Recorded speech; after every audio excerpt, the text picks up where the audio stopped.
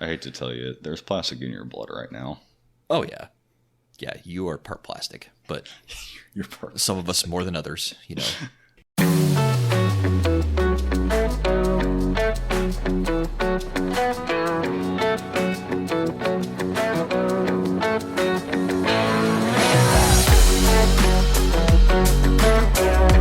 Alright guys, this is Hard Times Strong Men. Today we're talking about Fieldcraft.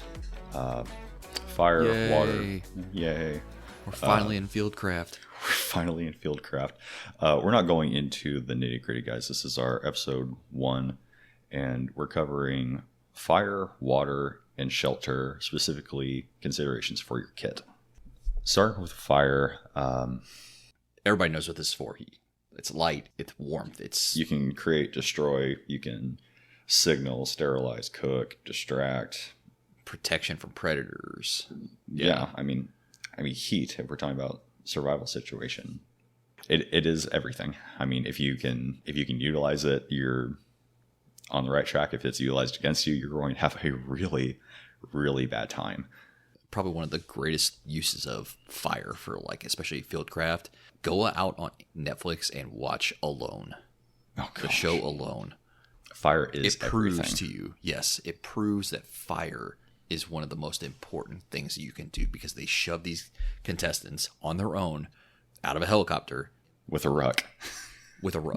In Nowheresville, Alaska, or British Columbia. Or, yeah, British Columbia? Pacific Northwest. Yeah. BC? Yeah. That area. And when winter sets in, it sets in fast. Mm-hmm. It's such a gut check because they don't have anything. They have no infrastructure. They have nothing except for what they pack out, which is exactly what we're talking about with all this. And so when guys are like, "Oh man, I'm so ready for the collapse," like, no, you're not. Yeah, no, and I'm not either.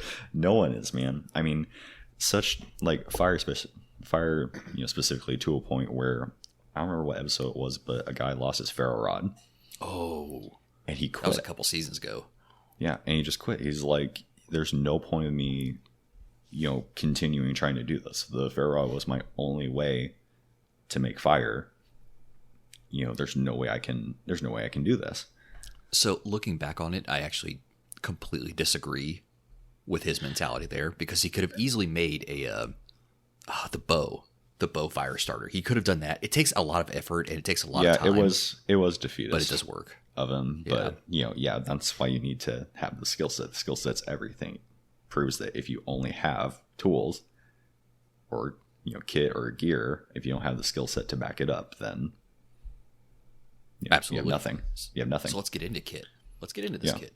So here's some of the things that just some examples of stuff that you probably have on you or should have on you that you can use. So you got lighters, you have matches, ferro rods, flares. Yeah, I mean, good Lord, flares. Flares are one of the easiest ways to start a fire. But then again, you just waste one if you're just starting a fire. Well, and it's a huge consideration if you're in a contested environment. Then you're broadcasting your area for miles. And those things are a pain in the butt to put out too, just saying. Yeah. You can also use bullets. Actually, the bullet technique is one that I have not seen utilized. I put it on the outline because I watched it on Lost one time. Okay. Not saying it's not doable, but I've never tried either. Right, exactly. So I know, like you, I carry on my kit a fire kit. So in there, I have 2 big lighters. I have matches in a watertight container. I have Blackbeard fire starter. Shout out to them. I have a ferro rod. Actually, in my load bearing kit, I have a ferro rod for sure. Everything else is in my ruck. Mine's a little bit spread out, kind of like yours. In my chest pack, I have a little Altoids tin, and in that I carry a big lighter. I carry a box of matches. I'm going to try to switch that over to storm matches here soon. So waterproof, windproof, all that good stuff. I cram as much Blackbeard fire starter in there as I can. It's cheating. I love it. Oh, I know. And then outside that Altoids tin, I carry my ferro rod also in that chest pack. And then I also carry the I made a little pocket bellows. So I took a little steel straw. I painted it so that it's not reflective, but that thing's cool. That's cheating too. I mean, Yeah. you're talking about like tripling or quadrupling your lung capacity, like on the embers. Essentially, it's really cool. That's actually a great idea. I didn't even think of putting in bringing a bellows along. Yeah, you can also buy them on Amazon that are actually collapsible. So that might honestly be better than my little do-it-yourself one. Yeah, that's kind of cool. Yeah, but all those, all that being said, guys, all those options, the Bic lighter, they're pretty bulletproof, and if you can make your life easier, why not? The matches, it's another redundancy. The Blackbeard fire starter, it's cheating. I mean, it's it has some sort of fuel impregnated in it, but it can start when wet with wind, and it actually goes for quite a while. So obviously don't use that as your primary means, but it's definitely a little force multiplier there when you're trying to make fire in a pinch. And if you're really in a pinch, you can use a knife and a rock to create a spark. Oh yeah, I mean, and like you said, the bow method, you have I forget what it's called, but the friction method, like you saw on Castaway, a little more in depth than rubbing two sticks together. There's a multitude of uses for fire. Obviously, it's incredibly important. We wouldn't be here today without it. In our actual fire episode, we'll go over different bushcrafting methods of making fire, and then go a little more in depth on field uses for fire and just little tools that you can put in your toolkit. But did you have anything else for that one, man? So as far as fire goes, you can also use the mirror method, where you're just reflecting the sun. You can use your glasses to focus the sunlight onto a specific point. I was gonna say I have prescription lenses. Yeah. The main thing of starting a fire is that you're trying to focus heat source onto a specific point to get it to the point of ignition. That's the main thing you're trying to do. That's the main purpose. Well, what is fire? Fire is heat, fuel, and oxygen. That's all fire is. So if you get enough good fuel, you make sure there's enough oxygen, and you provide enough heat, fire will occur. The fire rises. The fire rises. So water's life. Water is, you can go without food for a couple weeks. Water, though, you can only go, 3 days? 3 days. Those are a really horrible 3 days. Well, it depends on your environment, right? High desert's a lot different than tropical. That's true. But yeah, you have 3 days max. Yeah, so the main things you need to keep in mind is that for mechanical filtration and chemical purification methods, always check the manufacturer's recommendations or parameters for their product, because it can differ, especially for region and the amount of time it takes to actually purify your water. Right. So you need to keep an eye on your filter longevity, your field maintenance, and your filter capacity. These things are a huge deal with water purification. And we're not going into actually sourcing water in this episode. Once again, we will cover water specifically in its own episode, but we want to cover considerations, things that you can have on you all the time that aid in that endeavor and allows you to actually drink your water, because it is worse to drink bad water than to not drink water at all. Because for all these bugs that we're talking about, Giardia, E. coli, Hep A, these things will make you sicker than a dog, and you'll die quicker. It will be a miserable, miserable death. With all these too, you need to keep in mind what kind of contaminants are going to be in your area that you're going to be operating in, because some of these purification things that we're going to be talking about, they differ. Some of them cover some things, others cover more. But then it's a give and take method so it doesn't cover as much, but it'll purify quicker. Whereas if it covers more, it's going to take a lot longer to purify. And it's, where you're talking about, Six, you have to have a water plan.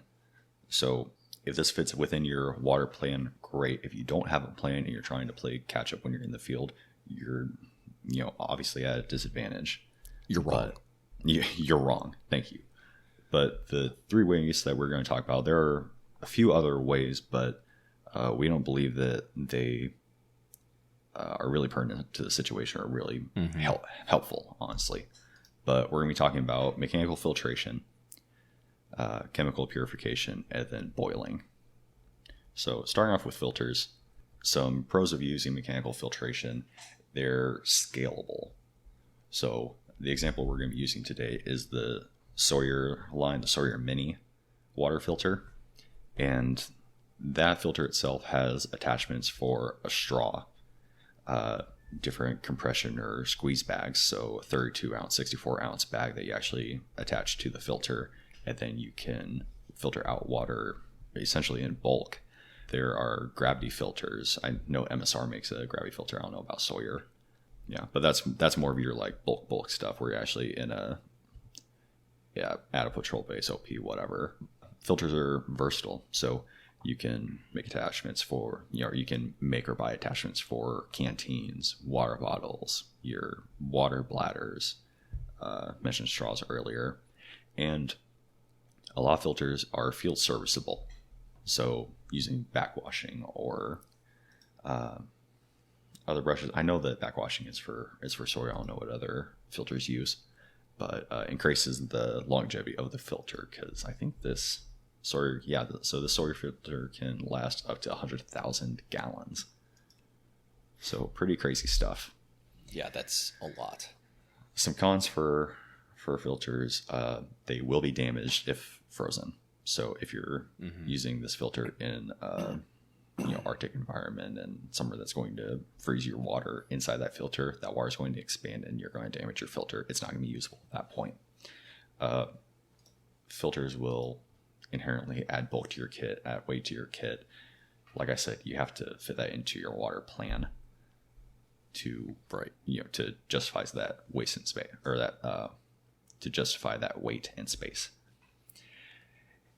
And because the nature of water filters, being a piece of kit that you'll have to carry with you, they can be broken, they can be overused, they can be clogged.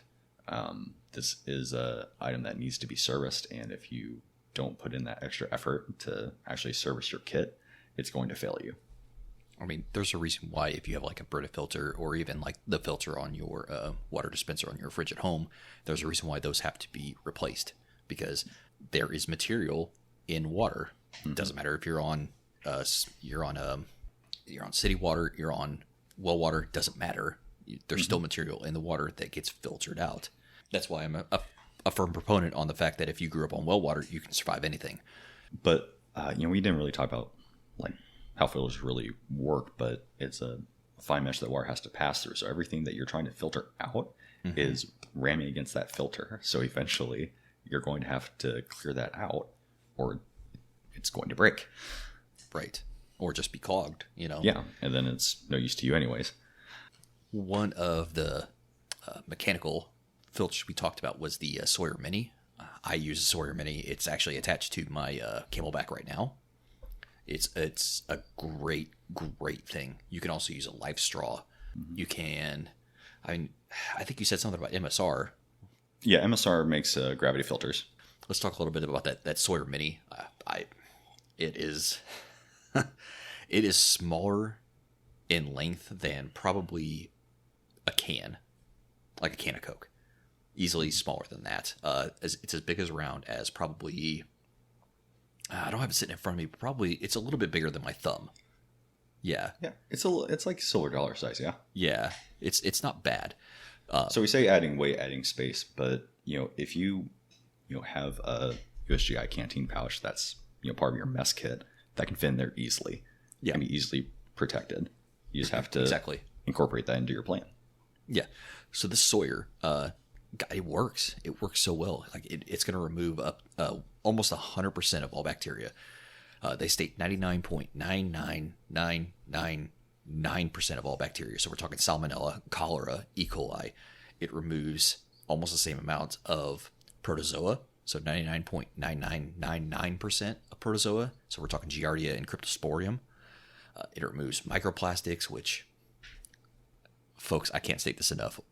There are plastics in your water, and we've been drinking them for hundreds of years. I hate to tell you, there's plastic in your blood right now. Oh, yeah. Yeah, you are part plastic, but you're part. Some of us more than others, And so, can I just pipe in real quick? Go. Just as a mirth. talking about Salmonella, Cholera, E. coli, Giardia, Curtisporidium. What this means for the layman is if you're already dehydrated and you pick up one of these bugs and they go to work on you, we're talking about nausea, vomiting, diarrhea, bloody stools, abdominal cramping, stuff that's going to take you out of the fight real quick. And if you're already dehydrated, you don't need to be vomiting or, going through diarrhea. That's going to dehydrate you quicker, i.e. you will die quicker. One of the good things about the Sawyer Mini, I think you mentioned this, is that it lasts for 100,000 gallons. That's a lot of water, folks. And for what it's like $50, right? It's like $50, right? I don't know. Something like that. Where is that on Amazon? I don't know. You want to look it up real quick? Yeah.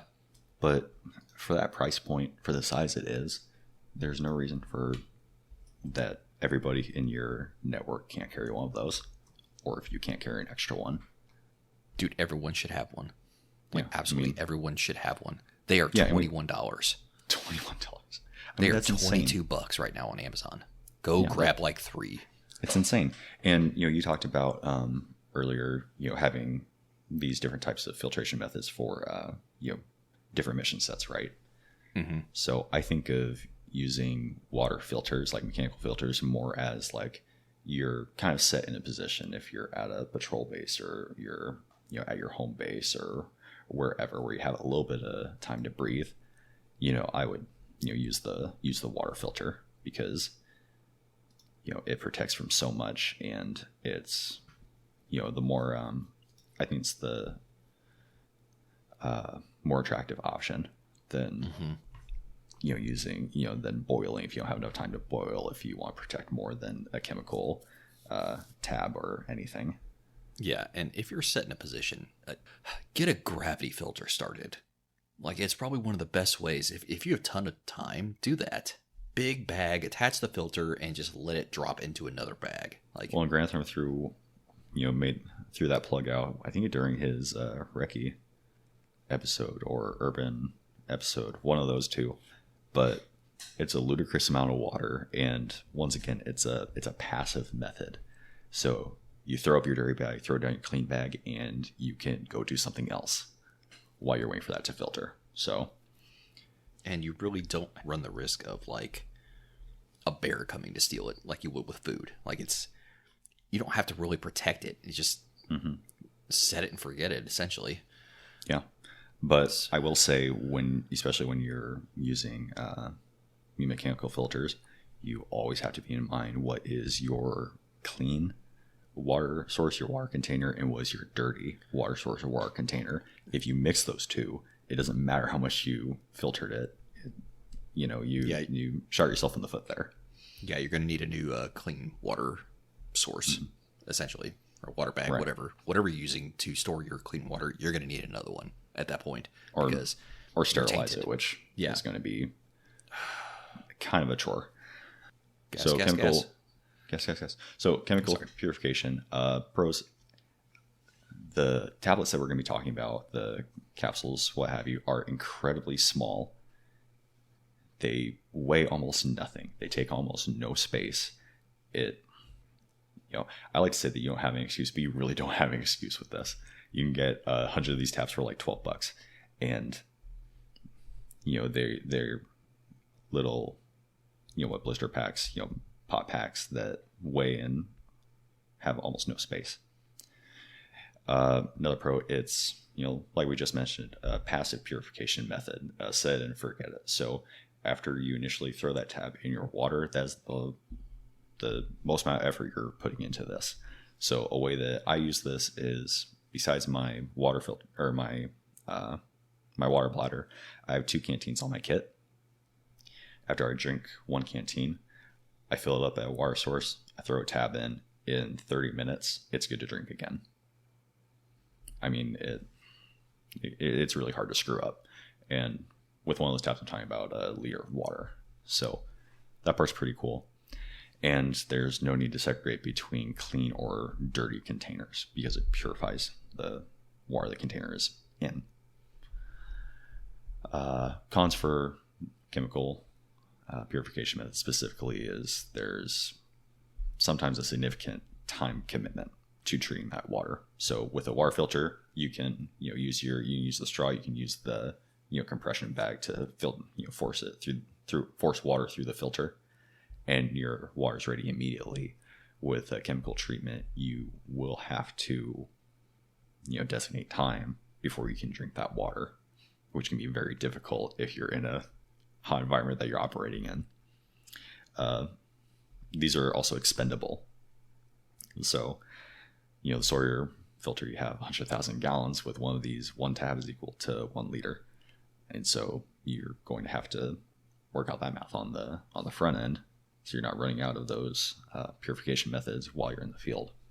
And also they can activate prematurely if exposed to water. So if you're not carrying those in a watertight container, like a Ziploc bag or something, if those get soaked, then you just busted your entire stock of water purification, which would be an incredible loss if you're in the field.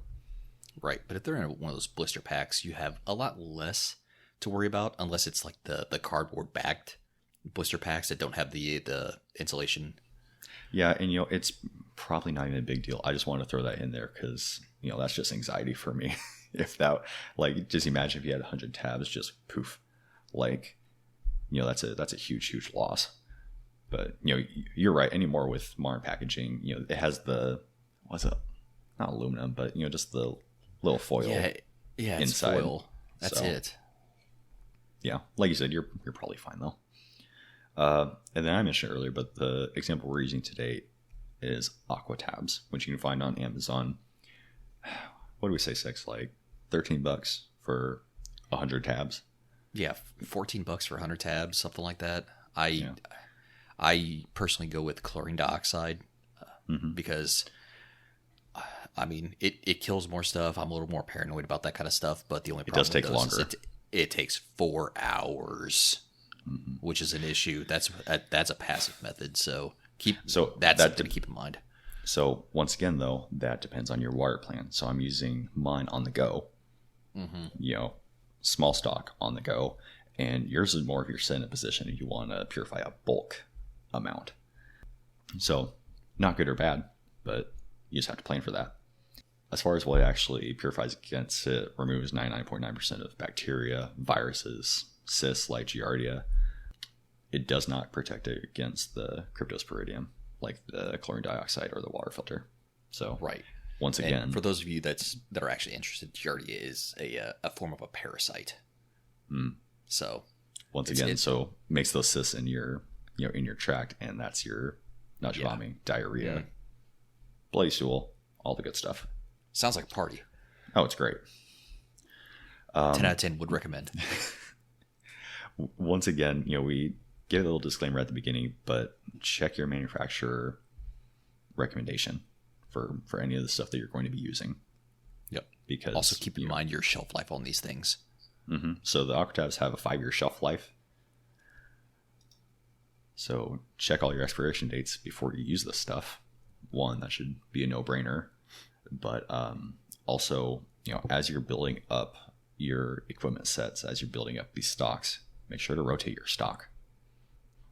This shouldn't be a set and forget it, buy and forget kind of thing. You need to be invested into this stuff. This is we're talking about pure water here. Like, this is life. Yeah. Also keep in mind some of these forms of purification, especially with chemical, can have an aftertaste. So I don't know about aqua tabs, but they don't. The chlorine dioxide doesn't have. Okay, so it's the same as the chlorine dioxide then. One thing that you can use also as chemical purification is iodine, and that does leave an aftertaste, and it is, by all accounts, very, very nasty. Very horrible. Also, on the CDC website, you can do your own research on actually using household bleach as a water purifier. Always be extremely careful with that mix, but it is an option if you have the time and the research. So if you've done the research, if you know for a fact that you're doing this right and it's safe, it's another tool in the tool belt. As a disclaimer, Hard Time Strong Men is not telling you to drink bleach. Please don't drink bleach. Please don't. It's like the common sense thing, guys, we talked about in like the second episode. Please just, or situational awareness, just don't do it. Don't drink bleach. So our last method of purification is boiling. This is pretty common sense. You know, as we said earlier, fire kills everything. So it's the gold standard. Boiling water is the gold standard. It is the surest way of killing pathogens like viruses, bacteria, parasites. It's super simple. Like you literally put water into a metal container, stick it over some fire, and let it boil. By boil, we mean a rolling boil. Yes. So a lot of disturbance in the water. Yes. That's really important because it needs to get to that heat for that specific time before it will do its thing. Yep. And you can purify a lot of water very, very quickly that way. So some of the cons here, you may not always have the resources in your environment to be able to boil water. So even if you're in a tactical situation, you're not going to be able to build a fire. You're not going to be able to turn on your jet boil to boil some water, which this guy carries a jet boil. But it might not be a commitment that you want at the time, because that's the thing is that with boiling water, it takes time to get water to a boil, but then that water needs to be boiling for a specific amount of time. If you don't have that time hack, if you don't have the water you can spare, if you don't have, you know what I mean? Yeah. Well, as a disclaimer, I don't actually carry a jet boil. I carry the MSR mini stove. So much better. And a camping kettle. It's so much better. It's so much smaller. I love it. I love it. Mm-hmm. The first day I got it, I tested it out and I had water boiling within like 2-3 minutes. It was great. It was awesome. So boiling water, you got to keep in mind, you're going to be consuming fuel to have a fire going. So whether it be wood, whether that be a gas can, by gas can I mean gas canister, the little camping canisters that you see, or the little fuel tabs even. Yep, even the fuel tabs. And you have to have a proper container to boil the water in, because if you try to boil water over fire in a plastic container, it's not going to go well, and then you're going to lose your fire because you're an idiot. And your plastic container. Yeah, always have some kind of metal container, be it a kettle, be it a canteen cup, whatever. Have something also metal. Right. So that being in mind, right, you're heating the water in the metal container. That metal container is going to get incredibly hot as well. So a possible con for boiling water is if you have to leave quick, fast, and hurry. Yep. That metal container could cause injury to you, or it could cause damage to your kit. Yep. So anytime that you boil water for water purification to drink, you obviously need, please let the water cool. Let the water cool, but also the container has to cool as well before you can store it or handle it. Hard Time Strong Men is not telling you to drink boiling water. Someday, I gotta say it because there's some dumb out there. Someday we're gonna get to the point to where we don't have to throw out Hard Time Strong Men. Is not telling you to do this. Yeah. We're gonna get to that point someday. Maybe Darwin's theory went out. Some considerations for boiling water. Before you attempt to boil water, remove any sediment or do a pre-filter of the water you're trying to boil. Right. And then elevations that are at or below 6,500 feet, you're going to be boiling that water with a rolling boil for 1 minute. If you're above 6,500 feet, you need to boil that water for 3 minutes at a minimum to adequately purify that water. And you may be saying, hey, Seven, how do we understand if we're at elevations above 6,500 feet or below it? Well, do your research. If you don't know, you don't know. I mean, use your natural instinct. Research too. Like, if you can understand that the water is close to being, if you're close to being at sea level, it's not hard to figure this stuff out, guys. Like it's common sense, and it's just a tiny bit of research, a tiny bit of studying. When we go over land nav, we're going to be talking about CalTopo. CalTopo, being a excellent mapping program software that you can use online for free. That'll have your elevation on there. You can research the elevation for your town that you currently live in. You can look it up online. You can find it in a library if your town still has one. With that being said, use your critical thinking, guys. If you don't know what elevation you're at, opt for the higher elevation. If you don't know, just boil it for 3 minutes. You're going to be safe either way.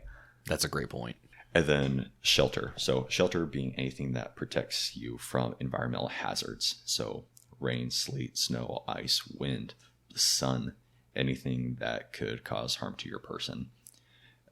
Shelter considerations. It needs to, your shelter, whatever you're going to be bedding down in or staying at for a while, needs to insulate you, not just from the outside elements, so insulating your body heat to stay in that area, but also insulating you from the ground, because your body heat is lost through conduction. That's why guys use sleeping pads. It's not for comfort. It's to create that little barrier so that you're not losing all your body heat to the ground. The ground is a killer. Honestly, it is. And I actually just finished watching the latest season of Alone, and one of the main things I kept seeing that I had to prevent myself from yelling this out was so many of them were building their shelters and not putting a barrier between themselves and the ground.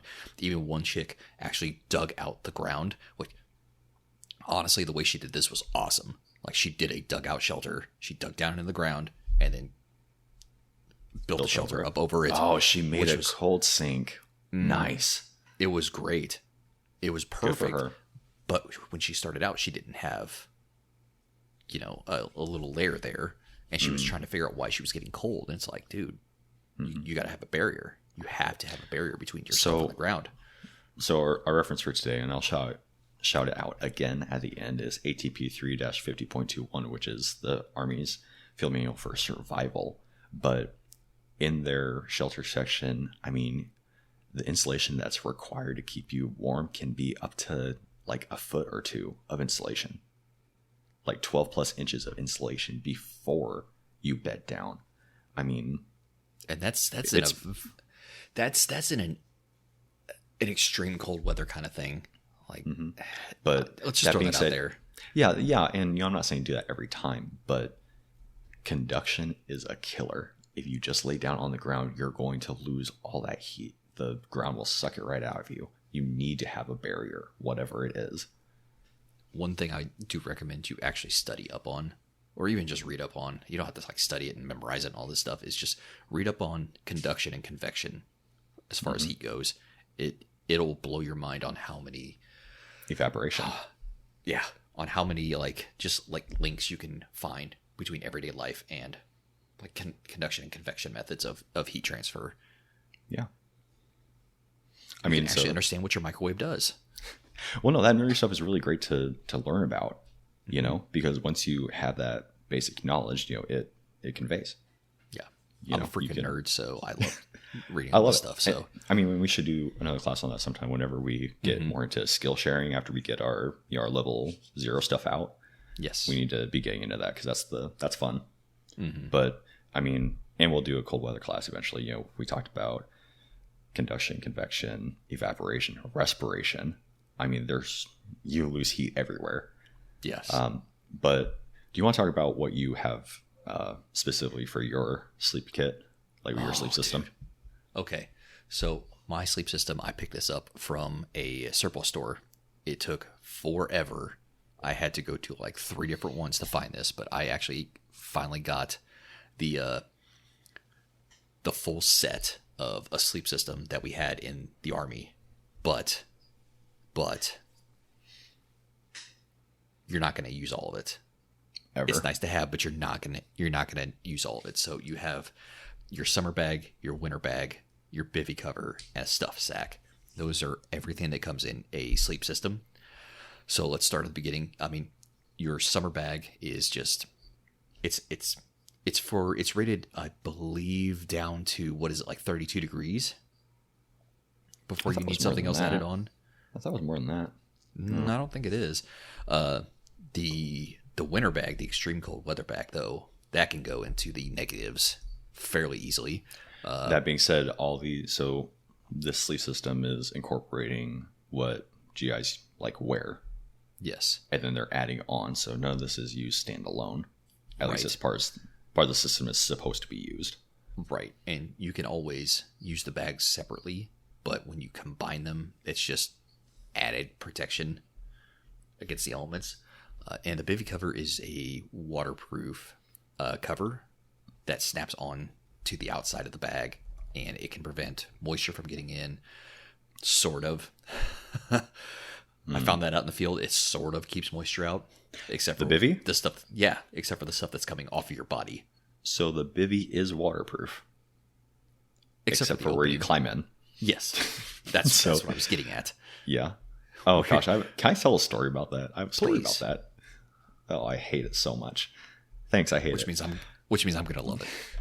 So I don't even remember what FTX we were doing, but we were out doing our thing. We had our strikers in our little cordon. We were all sleeping in the middle, and it started to rain.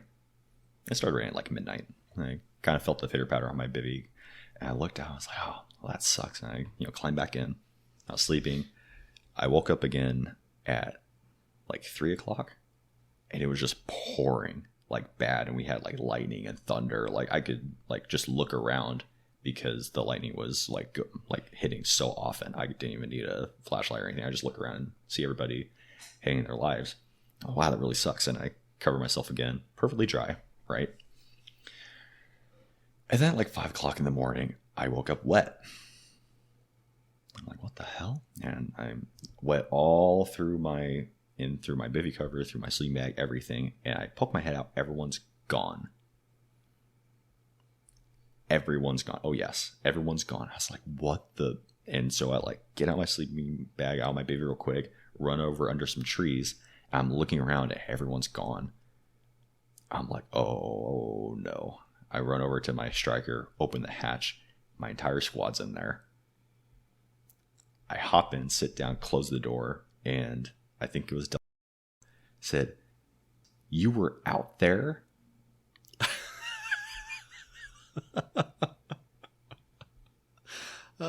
I said, yeah, I was out there. Oh, was this when the hurricane was rolling through? Yeah, that one. Oh, so that was the field exercise where I was in the barracks. I didn't have to go out with you guys. All that being said, yeah. So if water goes in through the opening of your bivy cover, it's no longer waterproof. And like you were saying before, if you sweat in your sleeping bag or your bivy cover, all that water is still trapped inside, right? So, not good stuff.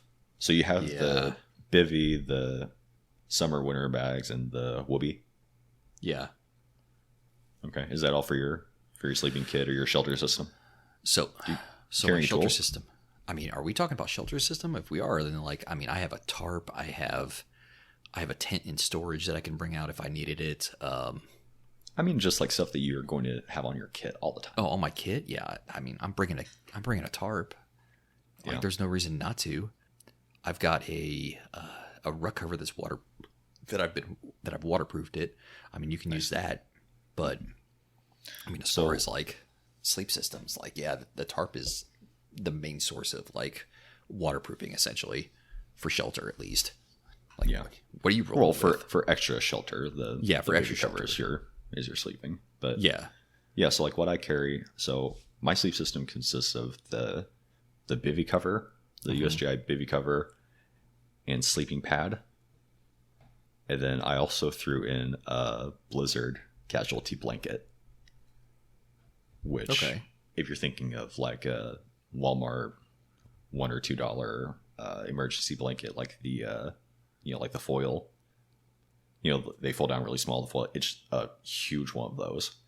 So it's like 7 foot long, 4 foot wide. Like I think when you actually pull it all the way out, but I stuffed that in there as well because it can fold down really small. But so I have the bivy cover, the sleeping pad, and the casualty blanket, and then I also threw in a tarp as another ground barrier, or if I have to build up over it. But I live in Texas. I'm currently, been living in 100-degree plus weather for like a month now. I'm in a drought. Ooh, yeah. I don't need much in the way of heating. No, you don't. And if I'm, so that system itself will carry me through probably 8 months, 9 months out of the year, I bet.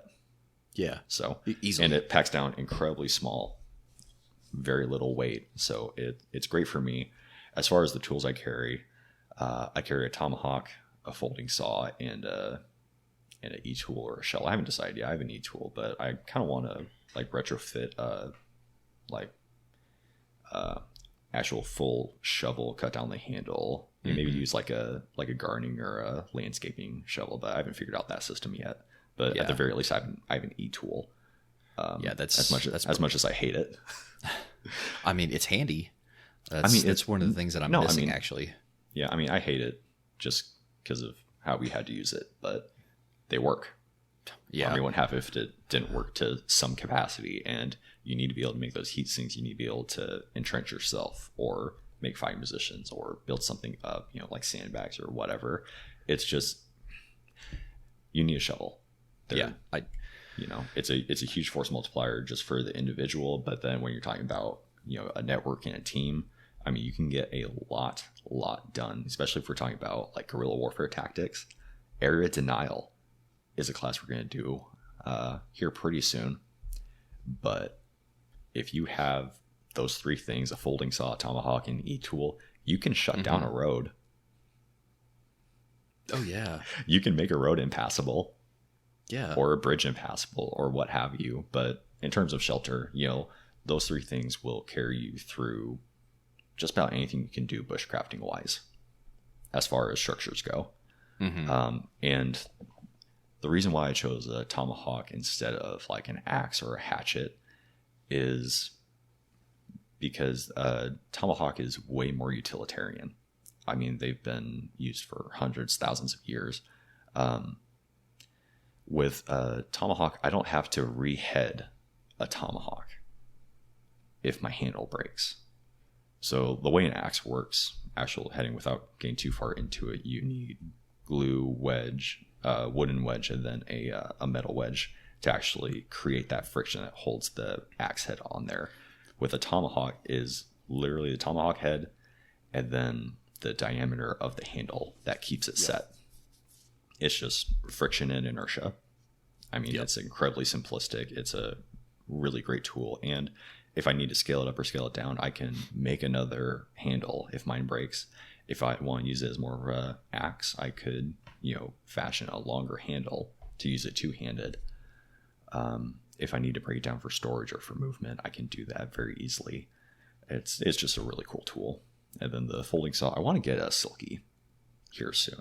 I got a plug for that a while back, and they're apparently a really good brand, but currently I just have I don't even know, I had one from my childhood, but folding saw, everything you don't want to use your tomahawk from. Like a little Gerber kind of thing. Yeah, just, the breakout ones. And then, of course, the e-tool, but, those things, if you have a tarp, cordage, of course, you should have that. Anyways, webbing. So the stuff I carry is, I actually carry a full axe. So, that's good for any number of things. The only problem is like the little menial tasks that you need to do, like just kind of chopping off the little twig limbs or shaving stuff down. The axe is not really, I mean, you can use it for that, but it's not really built for that. It's kind of unwieldy. I plan on getting a either hatchet or a tomahawk for the little menial tasks. Especially the tomahawks are great because if you get one with a hammered edge on the back end, you can use that tactically, or you can use that for just like everyday bushcraft tacks. Don't currently have an e-tool. I'm looking to get one because I don't want to carry around a full shovel. The e-tool is great, but the only problem with the ones we were issued in the Army is just the fact that they fold into place and you have to lock them into place. So they have two different places where the structure can fail. One of the things I actually recommend is if you get an e-tool, get one of the ones with wooden handles or a metal handle that does not fold. It does take up more space, but you can work around that and find a way to store that on your stuff. And as far as shelter goes, I think I carry like 250 feet of 550 cord on me, cut into like 10 to 15 foot sections. I carry a tarp. I carry, what else have I got? Yeah, that's about it. I carry a tarp. I carry 550 cord. It's a great way to stay in shape. So that's been fire, water, and shelter that we've talked about so far. And those are just the basics that you're going to need to survive out in the wild. We told you some things that you need to have in your kit, and we've told you different methods of purifying water, different methods of we've told you different methods of creating fire. We've told you different methods of purifying water, and we've given you some examples of things to have to create a shelter for yourself in the wild. Yeah, this was more of our Kitsiderations post on this, guys. So we will break down, do a full breakdown of like fire uses, making fire, all that sort of thing. Same thing with water and shelter, but we wanted to break down what we actually carry in our kit, every time we go out that, aids us in that endeavor. Absolutely. So we'll get into each of these probably ad nauseum. So until then, this has been Hard Times, Strong Men. Thanks for joining us for Fieldcraft 1. We'll see you next time. Stay in the fight. Bye, everybody.